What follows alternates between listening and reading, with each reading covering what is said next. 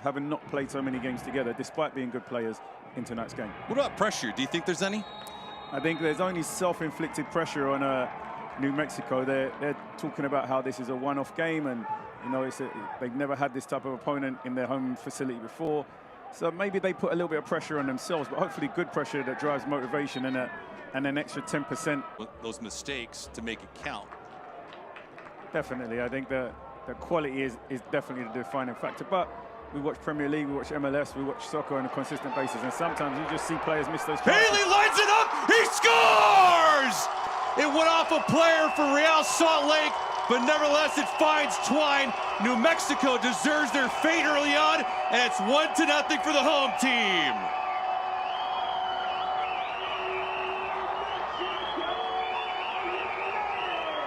As we said, David, this hasn't been looking like a team with 9 out of 11 best defense in the league. Look at the time and space he has. Take 2 or 3 touches, gets out his feet. Nobody closes down, puts any pressure on him.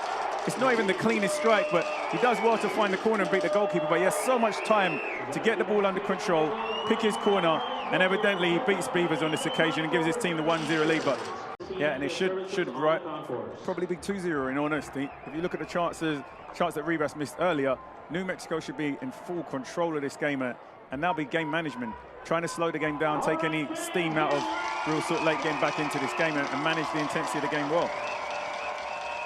New Mexico all-time in US Open Cup has not fared well. Looking for more. Bailey, early brace, he's got it!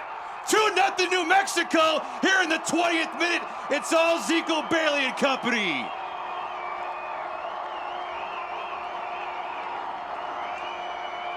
I feel like it's deja vu, David. Again, Bailey picks up little intelligent, smart positions on the edge of the box where he's in between lines, he's in time and space, and he's proven that he's deadly from this distance. It's not an accident when you do it twice in a row.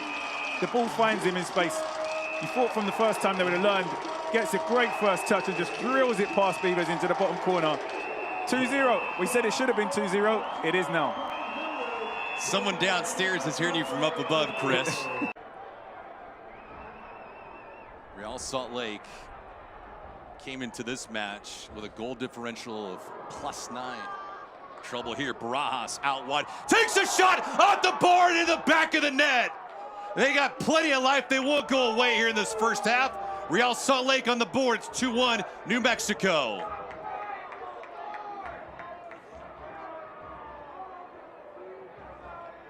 It's a good finish here from Barajas to get his team on the score sheet just before half-time. Thought that the goalkeeper maybe should have done a little bit better from this angle. Goza wins the header and he's in behind. Nobody gets out from New Mexico, and it's just a little curved toe poke, to be honest. It's a little curved toe poke. Or unorthodox finish, to say the least, but it's effective, and he's got his team on the score sheet. Because not only are you worried about what happens early on the season, but for all intents and purposes, you're developing young players in the academy, bringing them up to your parent club and flourishing. The shot on goal finds more Twine! An unbelievable start of the opening half. Nicky Hernandez on the board. It is 3-1 New Mexico.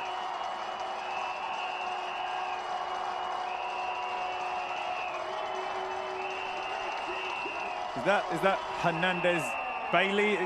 The same distance, the same shot. Beats the keeper on the same side. I think if there's a sweet spot for New Mexico, they found it tonight. It's outside the box, around 20-25 yards, and to the right of Beavers. Just when his team really needed it at this moment. It's Bruce who gets him the ball. He's under pressure, he does well here to get himself a little bit of space and just fires it past Beavers into the back of the net. Again, the shot from distance beats him. New Mexico back in the driving seat, 3-1 up just before half-time.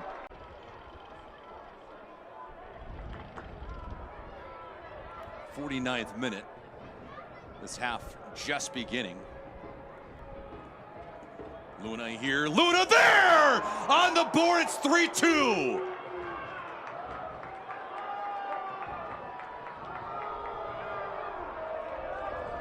And we spoke about Luna and the quality he has. He had a little flare-up earlier in the first half when he was offside, when he got the yellow card, but this is so much class. Look at the first touch, out his feet, buries it, bottom corner. 3 touches. He doesn't need 5 or 6 or 7. 3 quality touches and the ball ends up in the back of net, but has to be something about this end of the field. There seems to be something about this end of the field. If you go to the goalkeeper's right, the ball goes in the back of the net from distance. Another shot from 20, 25 yards to the keeper's right that ends up in a goal. You're in front of him and your defender has to give him a couple yards behind, and anytime the ball comes in, you have to get tight to him and not allow him to turn or be able to pick up the ball in dangerous positions, because we know the result if he does. Ooh, this strike off woodwork, grabbing the right bar. The rebound finds Twine, and that could be all for Real Salt Lake. Ray is on the board in the 85th minute.